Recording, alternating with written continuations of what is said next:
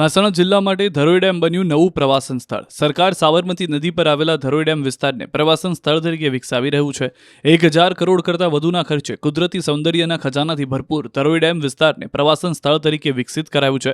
કુદરતી સૌંદર્યની સાથે પ્રવાસીઓ જમીન, આકાશ અને પાણીમાં એડવેન્ચર, રોમાંચ અનુભવ કરી શકે એ માટે 10 પ્રકારની એક્ટિવિટી પણ ધરોઈ ખાતે તૈયાર કરવામાં આવી છે. આ સાથે પ્રવાસીઓ માટે સાંસ્કૃતિક કાર્યક્રમનું પણ આયોજન કરવામાં આવ્યું છે. તો વળી દૂર દૂરથી આવનાર પ્રવાસીઓ એડવેન્ચર ફેસ્ટની સાથે રાત્રિ રોકાણ કરી શકે એ માટે ટેન્ટ સિટી પણ બનાવવામાં આવી છે.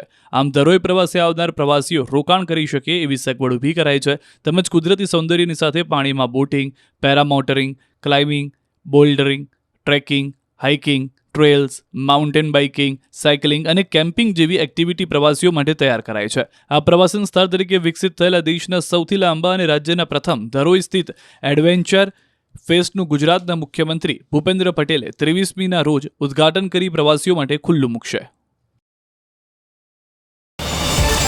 QR કોડ સ્કેન કરો અને ડાઉનલોડ કરો ન્યૂઝ 18 એપ. મેળવો ગુજરાત અને દેશ દુનિયાની પળે પળની અપડેટ્સ.